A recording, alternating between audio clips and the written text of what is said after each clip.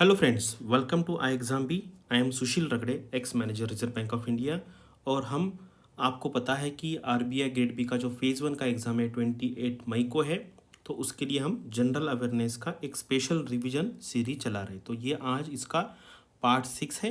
बाकी के सारे पार्ट्स आप इसी चैनल पे देख सकते हैं। इसके पहले वाला मैंने इकोनॉमिक सर्वे पे किया था पार्ट 5, उसके पहले पार्ट 4 था बजट पे था, और बाकी उसके आगे वाले भी पार्ट्स यहाँ पर आपको मिलेंगे। तो आज के इस वीडियो में हम आईएमएफ एंड वर्ल्ड बैंक के बारे में कुछ इन्फॉर्मेशन देखेंगे, एंड इससे रिलेटेड कुछ न्यूज़ अगर होंगे तो वो भी हम यहाँ पर देख लेंगे। तो चलिए अभी देखते हैं। ये है आईएमएफ का वेबसाइट, और आपको कभी भी अगर कोई भी इंस्टीट्यूशन का पढ़ाई करना है तो आपको उसका ऑफिशियल पेज देखना है वेबसाइट पे। अदरवाइज़ क्या है, फिर आपको लेटेस्ट इन्फॉर्मेशन यहाँ पर नहीं मिलेगा।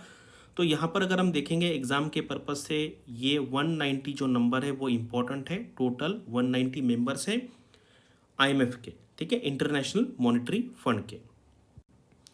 चलिए अभी देखते हैं यहाँ पर क्या दिया है कि आईएमएफ लेंडिंग फैक्ट्स है $1 ट्रिलियन। 1 ट्रिलियन यानी कि ये होता है 1000 बिलियन डॉलर्स। और अगर आपको रुपीज़ में देखना है तो $1 बिलियन जो होता है, नियर अबाउट आप पकड़िए कि 7600 करोड़ के आसपास आप इसको पकड़ सकते हैं, अगर आपको अंदाज़ा लगाना है कि ये अमाउंट एग्जैक्टली कितना होता है। तो 34 करंट लेंडिंग अरेंजमेंट्स है यहाँ पे इतना। आप एग्जाम पर्पज़ के लिए मुझे लगता है आप ये नंबर याद रखिए।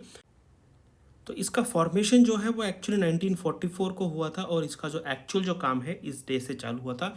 तो एग्ज़ाम में अगर आता है तो आपको 1945 लिखना है। और कभी कभी क्या होता है ना, हमें कन्फ्यूजन होता है कि ये पकड़ना है वो पकड़ना है। तो एग्ज़ाम में जो क्वेश्चन आते हैं उसमें जहाँ पर इस टाइप का कन्फ्यूजन है उस टाइप के वो क्वेश्चन पूछते हैं नहीं। तो अदरवाइज़ क्या होता है, ये छोटी छोटी चीज़ों पे कभी कभी हम बहुत सारा टाइम वेस्ट करते हैं, तो वैसा बिल्कुल नहीं करना है।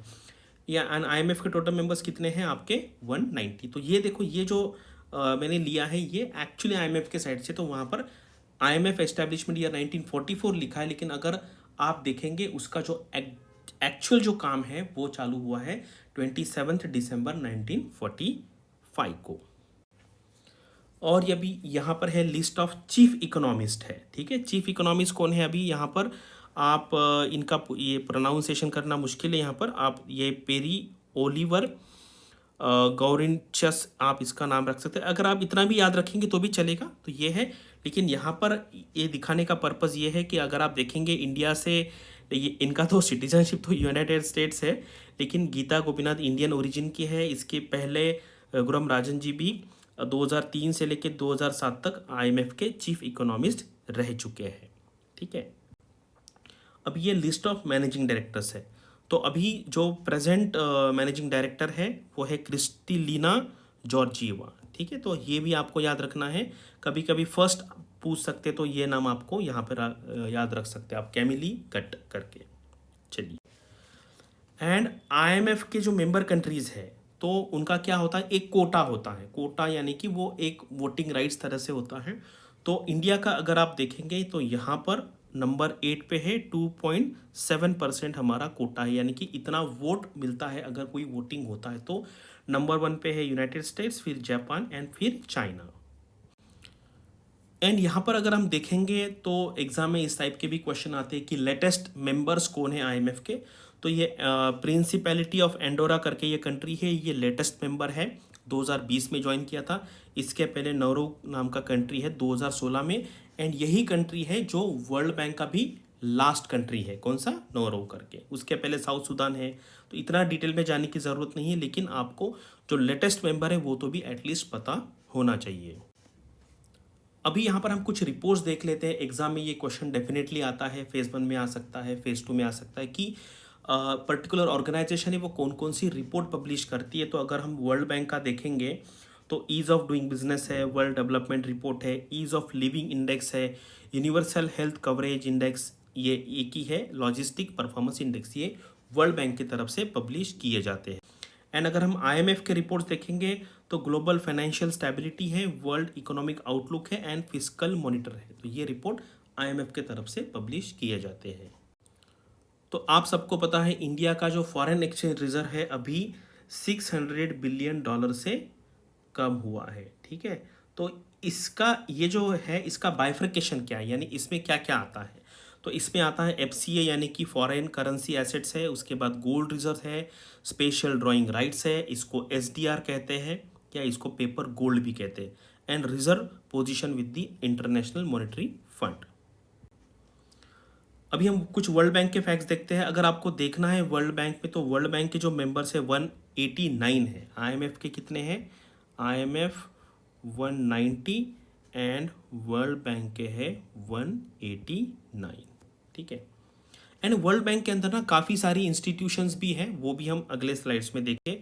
तो यहाँ पर अगर आप देखेंगे ना, ये इसको अगर आपको वर्ल्ड बैंक कहना है तो नॉर्मल जो वर्ल्ड बैंक होता है वो होता है आईबीआरडी, यानी कि international bank for reconstruction and development. इसको हम नॉर्मल टर्म्स में वर्ल्ड बैंक कहते हैं, लेकिन अगर आपको वर्ल्ड बैंक ग्रुप एक्चुअली कहना चाहिए हमें, अगर हम इसको स्पेसिफिकली एड्रेस नहीं कर रहे, तो वर्ल्ड बैंक ग्रुप में टोटल 5 ऑर्गेनाइजेशंस आती है। एंड आपको पता था एक्चुअली कि जब सेकेंड वर्ल्ड वॉर चल रहा था उसके बाद काफ़ी डिवास्टेशन हुआ था स्पेसिफिकली यूरोपियन कंट्रीज़ में, तो उसके बाद ये सारी कंट्रीज़ को हेल्प करने के लिए ही ये बैंक फॉर्म हुआ था, इसीलिए इसका नाम रखा है इंटरनेशनल बैंक फॉर रिकंस्ट्रक्शन, यानी कि हमें पूरे रिकंस्ट्रक्ट करने पड़ेंगे ये यूरोपियन कंट्रीज़ के जो इकोनॉमी है उसके लिए एंड डेवलपमेंट। तो आईबीआरडी एक्चुअली जो हम वर्ल्ड बैंक कहते हैं वो आईबीआरडी होता है। इसके बाद यहाँ पर इंटरनेशनल डेवलपमेंट एसोसिएशन है आईडीए, इंटरनेशनल फाइनेंस कॉरपोरेशन है, multilateral investment guarantee agency MIGA कहते हैं, एंड आईएससीआईडी करके है, international centre for settlement of investment dispute, यानी कि इंटरनेशनल लेवल पे जो भी डिस्प्यूट्स आते हैं ये ऑर्गेनाइजेशन उसको रिजॉल्व करती है। तो वर्ल्ड बैंक ग्रुप में कितने ऑर्गेनाइजेशन है, टोटल 5 इंटरनेशनल ऑर्गेनाइजेशन है। लेकिन अब जब नॉर्मल टर्म्स में आप वर्ल्ड बैंक कहेंगे हम इसको एड्रेस करते हैं। ये वर्ल्ड बैंक के प्रेसिडेंट्स हैं, तो डेविड मैलपास जो है अभी लेटेस्ट प्रेसिडेंट है वर्ल्ड बैंक के। एंड वर्ल्ड बैंक में एक पोजीशन होता है वो भी काफ़ी इंपॉर्टेंट होता है, उसको कहते हैं चीफ इकोनॉमिस्ट। तो अभी ये कैरमेन रेनहार्ट करके है यूनाइटेड स्टेट से, ये अभी चीफ इकोनॉमिस्ट है वर्ल्ड बैंक की। अगर आप इसके पहले देखेंगे तो शांता देवराजन, ये भी इंडियन ओरिजिन का नाम लग रहा है। इसके पहले कौशिक बसु भी थे वर्ल्ड बैंक के चीफ इकोनॉमिस्ट। और अभी मैं आपको इनके बारे में एक इंटरेस्टिंग बात बताता हूँ। मैंने आपको पता है लिंक्डइन पे आप जो अलग अलग एरियाज़ में लोग हैं उनके साथ कनेक्ट कर सकते हैं, तो मैंने इनको कुछ साल फ्रेंड रिक्वेस्ट नहीं, यहाँ पे प्रोफेशनल रिक्वेस्ट कह सकते हैं आप यहाँ पर, क्योंकि ये प्रोफेशनल नेटवर्क होता है लिंक्डइन वाला। तो यहाँ पर मैंने इनको रिक्वेस्ट किया था तो इन्होंने एक्सेप्ट किया है। तो अगर आपके पास लिंक्डइन है तो आपको पता होगा ये फर्स्ट सेकंड होता है उसका क्या मीनिंग होता है। तो आप मुझे बताओ, अगर आपको पता है कि लिंक्डइन में फर्स्ट सेकंड थर्ड ऐसा लिखा होता है उसका मीनिंग क्या होता है, आप मुझे डिस्क्रिप्शन में बता सकते हैं। एंड यहाँ पर ये भी दिखाता है म्यूचुअल कनेक्शन है। अगर मान लीजिए आपके दोनों के कनेक्शन में कोई है सेम लोग, तो वो यहाँ पे दिखाया जाता है। तो ये एक प्रोफेशनल नेटवर्क है। अगर आपको प्रोफेशनली जो इम्पोर्टेंट पर्सनैलिटीज़ है उनके साथ कनेक्ट करना है तो लिंक्डइन काफ़ी अच्छा प्लेटफॉर्म है, आप इसको ट्राई कर सकते हैं। And largest countries by voting power, तो हमने देखा कि आईबीआरडी है, उसके बाद आईएफसी है, आईडीए है, मीगा है, ये हर एक ऑर्गेनाइजेशन में वोटिंग पावर होता है। तो अगर हम देखेंगे तो मेन वर्ल्ड बैंक में हमारा नंबर 7 पे है, आईएफसी में हम नंबर 6 पे है, यहाँ पर आईडीए पे भी हम 7 नंबर पे है, एंड ये देखेंगे 9 नंबर पे हम मीगा पे। यहाँ पे इतना याद रखने की ज़रूरत नहीं है, आप सिर्फ ये याद रखिए वर्ल्ड बैंक में यानी कि आईबीआरडी में हमारा जो वोटिंग नंबर है रैंकिंग वाइज वो है नंबर 7। एंड अभी वर्ल्ड बैंक के मैंने आपको पिछले स्लाइड में ही दिखाया था आईएमएफ के टाइम पे, तो ये नौरू कंट्री जो है नौरू करके ये है लेटेस्ट मेंबर है, एंड इसके पहले साउथ सूडान बना था, ठीक है। ये 2012 में है एंड ये है 2016 में, सेम टाइम पे इनको आईएमएफ का भी मेंबरशिप मिला था। तो अभी हम IMF and world bank related कुछ एमसीक्यूज देख लेते हैं। आप इसको अच्छी तरीके से नोट डाउन कीजिए आपके नोटबुक में, बस 10 मिनट लगेगा बाद में आपको रिवीजन करने में, ठीक है। क्योंकि फिर से आप वीडियो देखने का कोई मतलब नहीं है। कभी भी आप कोई भी वीडियो देख रहे हैं ना, तब आपको साथ में नोटबुक एंड पेन पेंसिल लिखना रखना है, क्योंकि आप उसके नोट्स बनाएंगे तो बाद में जब आपका एग्ज़ाम होगा, एग्ज़ाम के मॉर्निंग में या एग्ज़ाम के पहले दिन आपको रिविजन करने में बहुत आसानी होगी। तो world bank has retain India's economic growth forecast for the current fiscal at dash dash percent. तो ये फैक्चुअल इन्फॉर्मेशन है, यहाँ पर आपको याद रखना है कि 8.3%। ठीक है, तो इसीलिए यहाँ पर ना जब भी मैं पढ़ाता हूँ तो मैं ये फोरकास्ट है, मैं लोगों को कहता हूँ, स्टूडेंट्स को, कि आप एवरी टाइम मत इसको याद रखिए, क्योंकि क्या हो जाता है हर 2 महीने में 3 महीने में ये फोरकास्ट आते रहता है। तो हमें क्या करना है, एग्जाम के पहले वाला जो फोरकास्ट होता है वही हमें याद रखना है। ठीक है, वर्ल्ड बैंक के हिसाब से करंट फिजिकल ईयर मतलब 1 अप्रैल से हमारा जो चालू होता है तब से लेके 31 मार्च वाला, इसको कहते हैं fiscal year. Who is appointed as the next IMF chief economist to succeed Gita Gopinath. अभी हमने रिसेंटली ही हमने देखा था, तो आपको याद आया होगा, मैंने आपको कहा बस आप पीरी करके नाम है, ये नाम याद रखिए। ठीक है, पूरा इतना याद रखेंगे तो आपको मुश्किल लगेगा, बस इतना ही नाम याद रखेंगे तो भी आपको वो नाम याद आ जाएगा। ठीक है, अभी हमने देखा था तो कुछ लोगों को याद हो सकता है। The World Bank has approved a loan of around 1,000 crore to dash dash government, primarily to support its efforts to help the poor and vulnerable group to access its social protection services. ठीक है, मतलब access करने के लिए social protection जो services है वो access करने के लिए कौन से स्टेट गवर्नमेंट को लोन दिया। तो यहाँ पर क्या है ना, वर्ल्ड बैंक एंड IMF के तरफ से काफ़ी सारे इस टाइप के एड है या लोन दिए जाते हैं, तो वहाँ पर आपको पर्पज़ याद रखना पड़ेगा। ठीक है, तो यहाँ पर सोशल प्रोटेक्शन सर्विसेज के लिए अगर आपको मतलब आपको कुछ लिंकेजेस बनाना पड़ेगा। ठीक है, तो इसका आंसर है वेस्ट बंगाल। ठीक है, West Bengal has approved a loan of around 1,000 crore. यहाँ पर ये हमने इंडियन रुपीज़ में लिखा है, जनरली ये मिलियन डॉलर्स में होता है, 100 है, 200 है, 250 है, 400, 500, इस तरीके से वो लोन दिया जाता है। तो आप जो राउंड फिगर नंबर है उस तरीके से याद रखिए, अदरवाइज मतलब राउंड फिगर नंबर नहीं होगा तो याद रखने में प्रॉब्लम हो सकता है। तो ये 1,000 करोड़ याद रखिए, किसके लिए, to access its social protection services. Government of India, the state government of Karnataka and Odisha and एक organisation, international organisation, have signed a $115 million. तो इसलिए मैंने यहाँ पे लिखा है कि ये आपको राउंड फिगर नंबर ये याद रखने में मुश्किल होगा, तो आप डॉलर में याद रख सकते हो, जहाँ पर जैसे लास्ट इसमें 1,000 करोड़ है उस टाइप का भी आप याद रख सकते हैं। Regenerating watershed for agriculture resilience through innovative development programme, तो ये रिवार्ड करके है। ठीक है, REWARD, इसका फुल फॉर्म है रिजुविनेटिंग, यानी कि उसको फिर से खड़ा करने का है, रिजुविनेट करने का है। Watershed for agricultural resilience through innovative development. ठीक है, तो इसका आंसर है वर्ल्ड बैंक। तो यहाँ पर डबल डबल आ गया। ठीक है, तो यह आंसर करेक्ट है, world Bank. The International Monetary Fund IMF has approved dash dash $billion loan in emergency support for Ukraine to finance expenditure and shore of the balance of payment. तो ये काफ़ी बड़ा अमाउंट है, ये India से related नहीं है, लेकिन ये इंटरनेशनल जो अभी वॉर चल रहा है यूक्रेन एंड रशिया के बीच में, उसके लिए IMF ने दिया है, तो ये भी एग्जाम पर्पस के लिए इम्पोर्टेंट हो सकता है। तो ये है $1.4 बिलियन। ठीक है, काफ़ी बड़ा अमाउंट है। The world Bank approved $358 million. ठीक है, 358 million for financing for dash dash to help improve road safety and reduce fatalities and injuries from road traffic crashes on selected high risk highways and district roads. तो आपको जो मैंने आपको पहले ही कहा था कि पर्पस जो है उसके हिसाब से आपको थोड़ा सा इसको याद रखना पड़ेगा। तो इसका आंसर है बांग्लादेश। तो मैक्सिमम ये फैक्चुअल क्वेश्चंस हैं, तो इसीलिए आप अमाउंट लिखिए।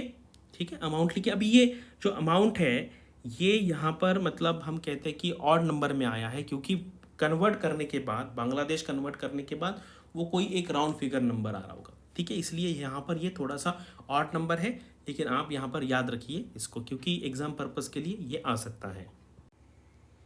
Which of the following organization has issued first ever wildlife bond worth $150 million to be used to revive the population of rhinoceros in South Africa? तो अभी कुछ मतलब स्टूडेंट्स के दिमाग में ऐसा आ सकता है कि यार ये तो इंडिया रिलेटेड नहीं है, तो हमारे एग्ज़ाम के लिए कैसे यूज़फुल हो सकता है। लेकिन मैं आपको यहाँ पर बताना चाहता हूँ, ये जो क्वेश्चन है ये आरबीआई असिस्टेंट के मेंस के जीए में आया था, ठीक है, आरबीआई असिस्टेंट के मेंस में। तो इसलिए हमें ये टाइप के क्वेश्चन देखने पड़े। जैसे पहले हमने यूक्रेन वाला देखा था, उसके पहले हमने बांग्लादेश वाला देखा था। तो ये थोड़ा सा जो डिफरेंट डिफरेंट डेवलपमेंट होता है हमें पता होना चाहिए। और आपको पता है जो क्लाइमेट चेंज है, डेवलपमेंट रिलेटेड है, वहाँ पर जो इंस्टीट्यूशन इन्वॉल्व होती है वो वर्ल्ड बैंक होती है। एंड जो बैलेंस ऑफ पेमेंट क्राइसिस है, करेंसी वाला इशू है, वहाँ पर आईएमएफ का रोल होता है। तो इसका आंसर है world bank. Dash Dash organization approved financing of USD $250 million for Bangladesh to help it strengthen policies to sustain growth following COVID-19 pandemic and enhance resilience for future shocks।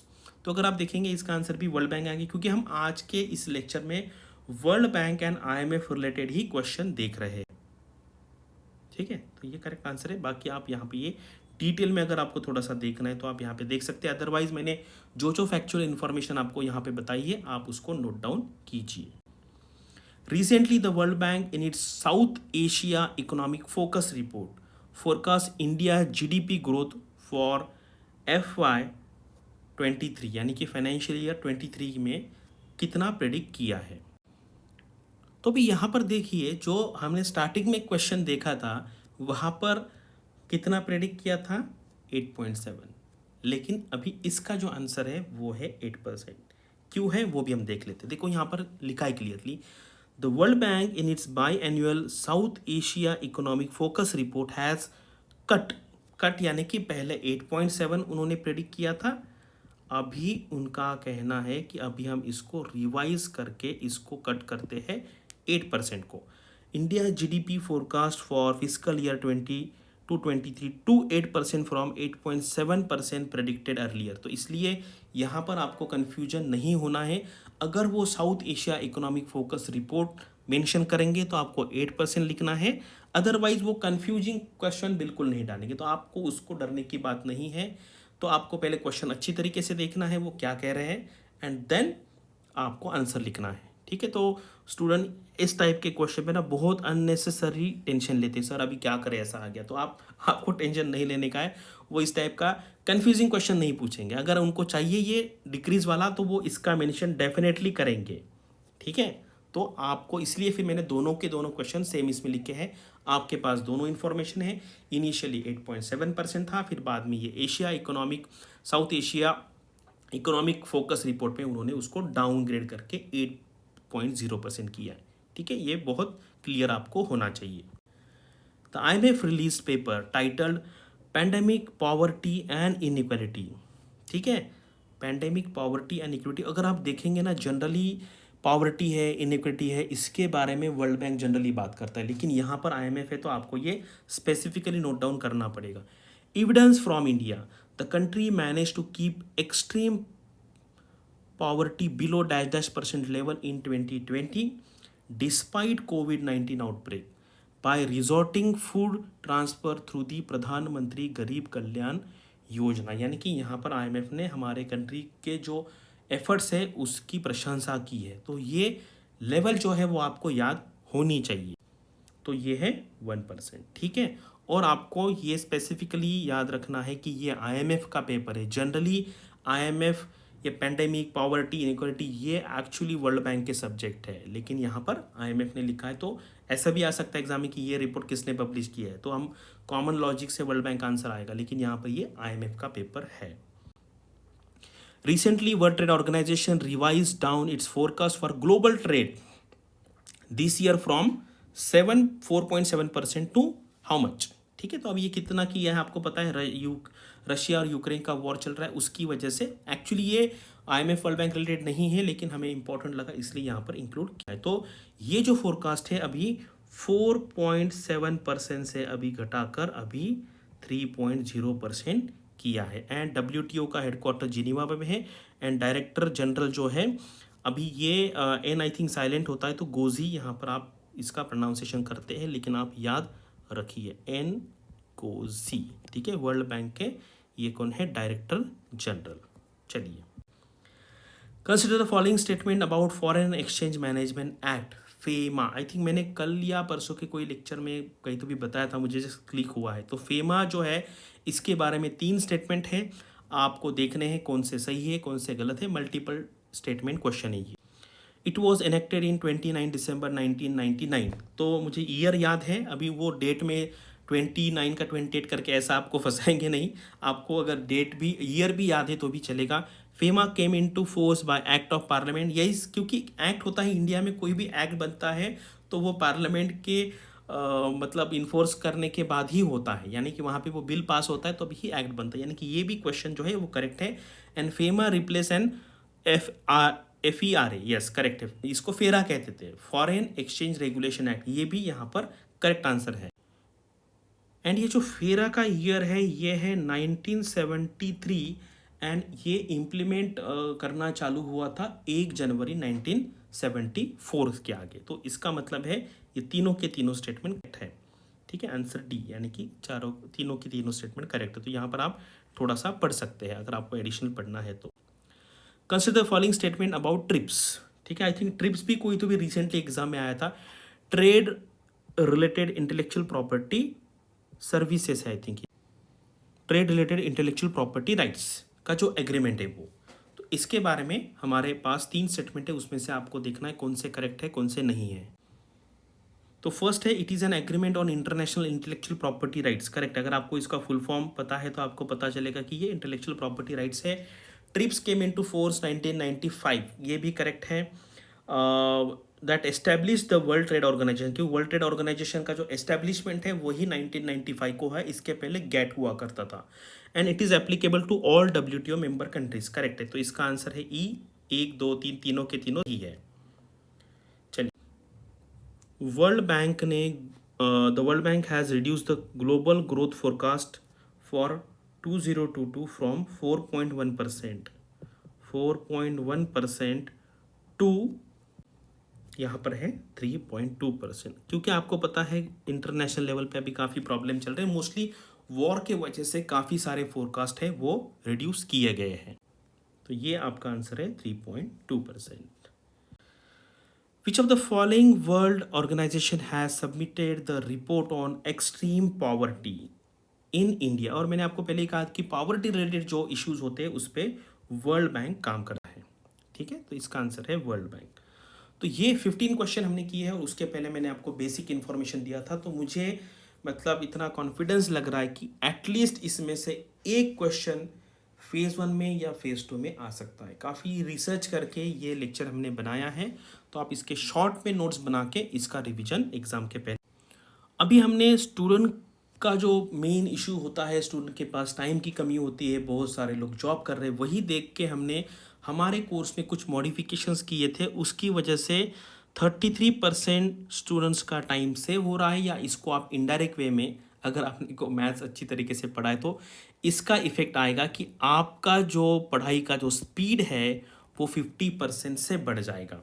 ठीक है, और ये किस तरीके से होगा सिर्फ कहने के लिए नहीं है, इसके लिए हमने क्या किया, हमारे जो नोट्स है वो बहुत ही क्रिस्प बनाए हैं, यानी कि ऐसा नहीं कि बहुत सारा कंटेंट दे दिया आपको, एग्जाम के लिए जितना रिलेवेंट है हमारा एक्सपीरियंस पिछले 8-10 साल का, उससे हमने ये क्रिस्प नोट बनाए हैं। उसके बाद करंट अफेयर्स हम वीकली BPDR के फॉर्म में देते हैं, अभी हम इसको डेली भी स्टार्ट करने वाले हैं। डेली हम 4 न्यूज़पेपर पढ़ के उसमें से जो इम्पोर्टेंट कंसेप्ट है, न्यूज़ है, वो हम यहाँ पे इंक्लूड करते हैं। क्विज़ है, प्रीवियस ईयर क्वेश्चंस है, और यहाँ पर आप अपना टेस्ट खुद बना सकते हैं। अगर आपको लगता है कोई सेक्शन आपको सेलेक्ट करना है, जैसे कॉन्ट है, इंग्लिश है, रीजनिंग है, उसमें भी डिफ़िकल्टी लेवल वाइज भी आप अपने जो टेस्ट है वो सिलेक्ट करके आपका टेस्ट बना के आपका नॉलेज है वो आप यहाँ पे चेक करते हैं। इससे क्या फ़ायदा होगा, आपको पता चलेगा कि कौन से एरिया पे आपको ज़्यादा टाइम देना है। तो इस तरीके से ये सारे डिफरेंट वेज से, और हम इस पर और रिसर्च कर रहे हैं जिससे स्टूडेंट्स का टाइम सेव हो जाएगा और आपका जो पढ़ने का स्पीड है वो नियर अबाउट 50% या उससे भी ज़्यादा बढ़ जाएगा। तो इतना ही मुझे बताना था, और अभी बहुत कम दिन बचे हैं, लेकिन अगर कोई स्टूडेंट्स को अभी भी कोर्स लेना है तो अभी 70% फ्लैट डिस्काउंट चल रहा है। आप यहाँ पे कॉल करके या विजिट कर सकते हैं वेबसाइट को, और अगर आपको लगता है लेना वर्थ होगा तो आप ले सकते हैं। तो बस इतना ही बताना था, एंड वीडियो देखने के लिए thank you and all the best for your studies and upcoming examinations.